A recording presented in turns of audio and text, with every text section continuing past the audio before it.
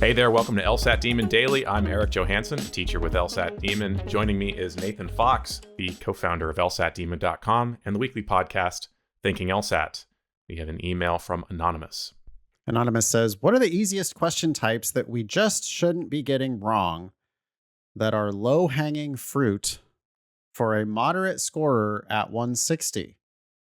Do we need to make sure we never miss sufficient assumption?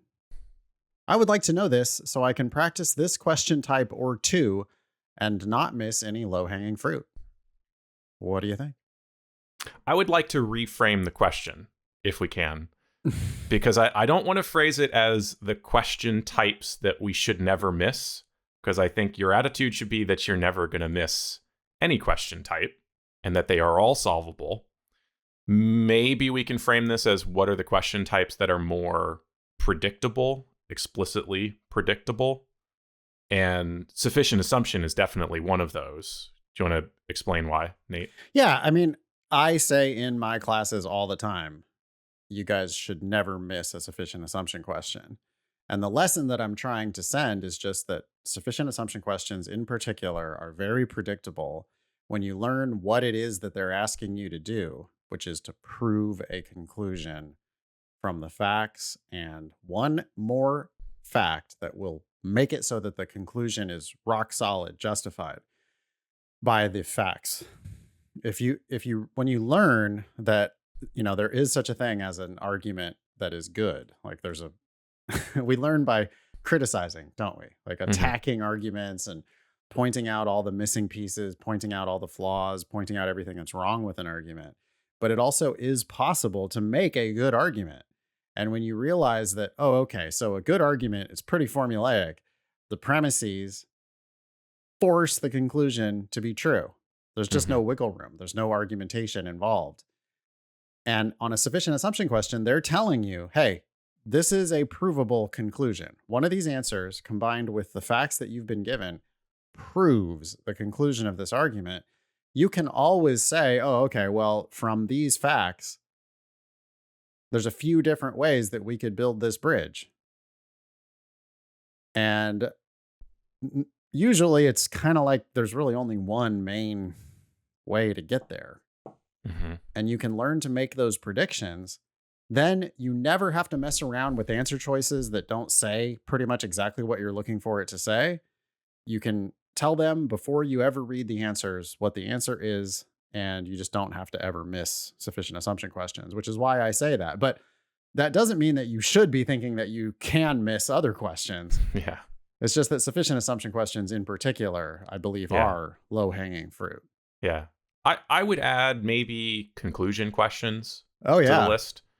And also I would say reasoning questions, although I will add there are some tricky ones like the Andy Warhol question. That's a reasoning question, which just comes down to a test of reading comprehension. But I think those two question types, conclusion questions, reasoning questions, really get at your ability to just say, hey, this is what the argument was.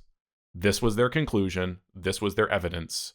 And that is a fundamental thing that you have to be able to pinpoint if you're going to do any question type in logical reasoning. So those two I might add to the list of easily gettable if you can just understand what was the argument. Yep. But I can see Anonymous taking this advice and then going, so what I'm going to do is I'm going to start every section by doing all the sufficient assumption questions first, all the main conclusion questions first, right? Because that's why Kaplan, et cetera, teaches people to read the question first, because they want you to have, so I can do these question types, but there's these other question types that are really hard. So I'm going to only focus on the types of questions that I can do well, which, right off the bat, it's like you're necessarily limiting your upside because you're like you're just punting on all these other questions. And it double leads you astray, because if there's a sufficient assumption question that's number 24, it's likely to be harder than the question number 4 that wasn't a sufficient assumption question. I mean, the questions do get more complicated, wordier, answer choices that are a little more obfuscated. The questions deeper in the section, regardless of type, are harder than the questions earlier in the section, regardless of type. So I hope I'm not talking out of both sides of my mouth, but I'm telling you that sufficient assumption questions, when you learn how to do them, and I agree, main conclusion questions too, you learn how predictable these questions are. You should be able to answer them independent of the answer choices. And when you can do that, those questions become very easy. They're very gettable. Yeah. But what about, I would go not ahead. be cherry picking. I would not be looking for just the low hanging fruit. I mean, the low hanging fruit is questions 1 through 10 and questions 1 through 15.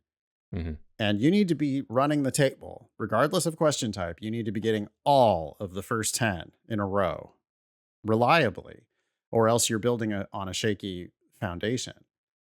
So I hope Anonymous is not going off into this weird, oh, well, all I really want to do is get myself to a 164, and I can do that by just cherry picking a couple of these types. That's just not really lawyer shit, right? Lawyers are going to do good work. Lawyers are going to do reliable work every time. And if you don't get paid. I mean, you just can't bill hours where you did bad work. So you need to do perfect work on every question you attempt. And that's without regard to question type. Sorry, you've been trying to get a word in. No, I totally agree with all of that. I think that's the main point, is remember that they're all solvable. Yeah. And you that's the attitude you should have. I will just say there are other question types that you should have a more open mind, where you might not always be explicitly predicting, but you should still try to, like necessary assumption questions. Yeah. You need to have it more open. And this is also what boggles my mind. I remember having a conversation. I was at a conference and had a conversation with somebody from another prep company where they do not differentiate between necessary assumption questions and sufficient assumption questions. They don't call them different things. What? And they just call them assumption questions? Just as assumption questions, which is wild to me, because necessary assumption questions, they're not the same as sufficient assumption questions. You can't always explicitly predict them. So you need to have an open mind, but often you can predict them. So you should still try. Of course. Yeah. By objecting to the argument, you're already predicting questions even without knowing, predicting answers without even knowing the question type. Yeah. If you can just attack that argument, tell them, hey, your evidence is here and your conclusion's over here, and there's all kinds of room for argumentation in between the evidence and the conclusion. If you spot that, then you're equipped to answer whichever question type they end up asking you. But you do not understand assumption questions if you don't see the difference between sufficient assumption questions and necessary assumption questions. I promise you. The most common thing I ever did in one-on-one tutoring is explain to a 168 scorer that if they want to get to 173, they need to understand the difference between sufficient assumption questions and necessary assumption questions. Because at the lower levels, whoever that was from whatever prep company you were talking to, you're right that at lower levels on easier questions, you don't actually need to know the difference, because frequently the correct answer will be both sufficient and necessary, or they won't put wrong answers in there that might distract you. But at the higher levels, it's going to be a sufficient assumption question with necessary assumption, wrong answers. And it's going to be a necessary assumption question with sufficient assumption, wrong answers. I just had a tutoring session with someone who scored a 175 who picked a incorrect answer on a necessary assumption question that was a sufficient assumption. And so we that had a conversation would prove, about that. If it were true, it would prove the conclusion of the argument. So it's clearly an assumption of the argument. Yeah, I know, but they asked you for something that's necessary for this argument, something that the author has to agree with, not something that, if it were true, would prove the conclusion. That's a sufficient assumption question. They're asking you which one must be true according to the author. Necessary assumption question, much wider range of possible correct answers. There can be many, even infinite necessary assumptions for any argument. Sufficient assumption is usually really narrow. There's usually only one way to build the bridge, sometimes two ways to build the bridge, but it's usually just like, hey, I see your evidence, I see your conclusion, how do we get from here to there? And it's real formulaic on the sufficient assumption questions, even the very hardest ones.